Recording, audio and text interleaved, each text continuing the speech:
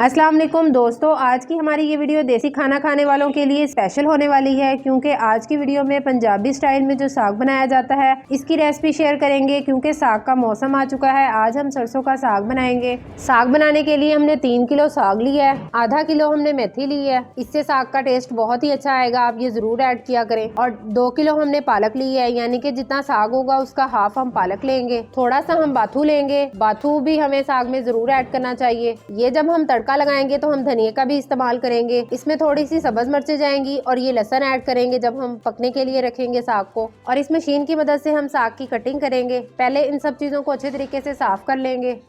अब हम साग को साफ कर लेंगे। अगर आपका साग आगे से हार्ड हो, इस तरीके से आप उसको साफ कर लें। ये देखें, इस तरीके से हम उसे साफ कर लेंगे। हमारा बिल्कुल फ्रेश साग है और सॉफ्ट है, इसे हम इसकी कटिंग कर लेंगे।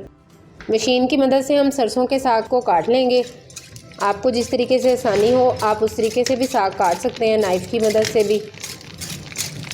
ये देखें, बिल्कुल बारीक बारीक इस तरीके से हम सारे साग की कटिंग करेंगे। बिल्कुल आसानी से हमारा साग जो है उसकी कटिंग हो जाएगी।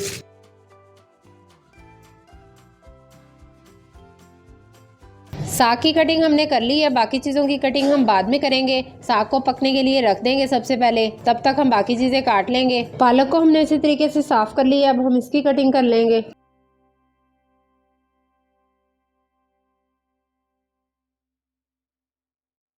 पालक की हमने कटिंग कर ली है, अब हम बाथू और मेथी की कटिंग कर लेंगे।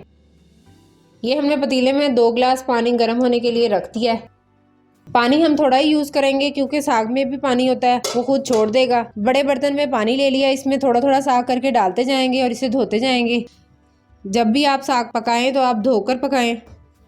इस तरीके से आप इसे डिप कर लें।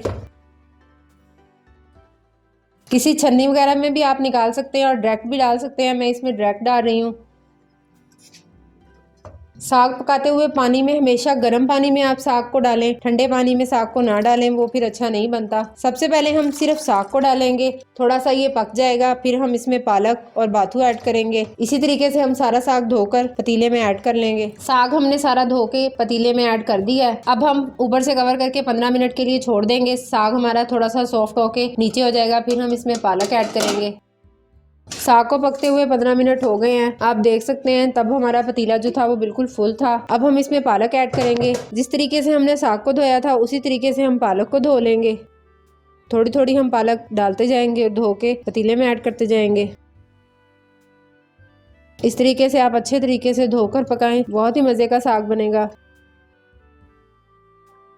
अगर आपका 3 किलो साग हो तो आप 2 किलो पालक का इस्तेमाल करें, ज़्यादा पालक ना शामिल करें। पालक को हमने पतीले में ऐड कर दिया है। अब हमने ये बाथू भी अच्छे तरीके से धो लिया है, वो भी डाल देंगे साथ ही। ये साग को पकाने में बहुत हेल्प करता है, मतलब जल्दी हमारा साग बन जाता है। अब फिर से 15 मिनट के लिए हम ऊपर से कवर करके पकने देंगे इसे। मज़ीद 15 मिनट हो गए हैं साग को पकते हुए। अब हम देख लेते हैं, साग में बॉयल आना स्टार्ट हो गया है। अब हम इसमें बाकी चीज़ें शामिल कर लेंगे। हमने मेथी को भी अच्छे तरीके से धो लिया है, वो ऐड कर देंगे। हमने आधा किलो मेथी का इस्तेमाल किया है 3 किलो साग में। 1 पाव हम इसमें मिर्चें शामिल करेंगे। कुछ मैंने साबित शामिल कर दी हैं, कुछ को ग्राइंड कर लिया है, वो डाल देंगे। ये हमने मिर्चों को ग्राइंड कर लिया है, आप इस तरीके से ग्राइंड करके भी डाल सकते हैं। ये 10 से 12 लहसुन के जवे डाल देंगे। 1.5 टेबल स्पून हम इसमें नमक ऐड करेंगे। आप अपने टेस्ट के अकॉर्डिंग मिर्ची और नमक शामिल कर सकते हैं। इन सब चीज़ों को अच्छे तरीके से मिक्स कर देंगे और ऊपर से कवर करके हम 1 घंटे के लिए पकने के लिए छोड़ देंगे। साग तो हर घर में बनता होगा, लेकिन हर किसी का डिफरेंट स्टाइल होता है। आज मैं आपको अपने स्टाइल में पकाना बता रही हूँ। अब इसे ऊपर से कवर कर देंगे। साग को पकते हुए 1 घंटा हो गया है, अब हम चेक कर लेते हैं। आप देख सकते हैं साग बिल्कुल डन है, पक गया अच्छे तरीके से। अब हम इसको घोटा लगाएंगे, यानी कि पीस लेंगे। ये देखिए, पानी भी बिल्कुल ज़्यादा नहीं है क्योंकि हमने कम क्वांटिटी में पानी डाला था। आप भी जब साग बनाएं तो इसी तरीके से पानी डालें। अब हम साग को घोट लेंगे, यानी कि पीस लेंगे। अगर आपके पास इस तरीके का कोई चीज़ हो तो आप उससे भी पीस सकते हैं। हम मशीन की मदद से इसे पीसेंगे।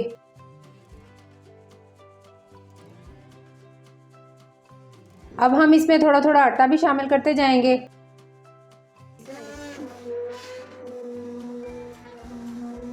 आटे को भी हमने अच्छे तरीके से मिक्स कर लिया है। 1 चम्मच हम और आटा शामिल करेंगे। آپ آٹا شامل کر کے چمچ سے ہلا بھی سکتے ہیں، بعد میں آپ اسے گرائنڈ کر لیں۔ جب آپ اسے پیس رہے ہوں تو آپ کا ساگ گرم ہی ہونا چاہیے، ٹھنڈے ساگ کو ہم نہیں پیس سکتے۔ ساگ کو ہم نے پیس لیا ہے، یہ دیکھیں اس طریقے سے ہمارا ساگ ہو گیا ہے۔ اگر آپ تھوڑا سا موٹا کھانا پسند کرتے ہیں تو آپ اسے تھوڑا سا کم پیس لیں۔ ہم نے اس میں تقریباً 2 چمچ آٹا شامل کیا ہے، یہ گندم کا آٹا ہم نے شامل کیا۔ اگر آپ کے پاس مکئی کا آٹا ہو تو آپ وہ بھی شامل کر سکتے ہیں۔ اب ہم اس کو تڑکا لگائیں گے۔ ساگ کو تڑکا لگانے کے لیے ہم 2 ٹیبل سپون اس میں گھی کے شامل کریں گے۔ اگر آپ دیسی گھی کا استعمال کریں تو بھی آپ کر سکتے ہیں۔ گھی کو ہم میلٹ ہونے دیں گے، پھر ہم پیاز فرائی کریں گے۔ اس میں یہ ہم نے میڈیم سائز کا پیاز لیا ہے۔ گھی ہمارا گرم ہو گیا ہے، اب ہم اس میں پیاز ڈال دیں گے، اسے ہلکا سا گولڈن براؤن کر لیں گے۔ کیونکہ ہم تھوڑے سے ساگ کو تڑکا لگا رہے ہیں، آپ نے جتنا کھانا ہو ساگ آپ اس لحاظ سے تڑکا لگا سکتے ہیں۔ پیاز ہمارا ہلکا سا براؤن ہو گیا ہے، 1 ٹیبل سپون ہم اس میں لہسن ادرک کا پیسٹ ڈالیں گے، اسے بھی ہم اچھے طریقے سے مکس کر لیں گے۔ جب بھی آپ ساگ میں تڑکا لگائیں تو پیاز کو آپ ہلکا سا براؤن ضرور کر لیں۔ 1 ٹیبل سپون ہم اس میں گرین چلی ایڈ کریں گے، آپ اپنے ٹیسٹ کے اکارڈنگ کر سکتے ہیں۔ مجھے مرچیں تھوڑی سی کم لگ رہی تھی اس لیے ہم نے ایڈ کر لی ہیں۔ 1/2 ٹیبل سپون ہم اس میں نمک ایڈ کریں گے، یہ بھی آپ اپنے ٹیسٹ کے اکارڈنگ کر سکتے ہیں۔ 1/2 باریک کٹا ہوا ہم اس میں ٹماٹر ایڈ کریں گے۔ جب ہم ساگ کو تڑکا لگاتے ہیں تو ہمیں ریڈ چلی شامل کرنے کی ضرورت نہیں ہوتی، اس وقت آپ گرین چلی کا استعمال کریں۔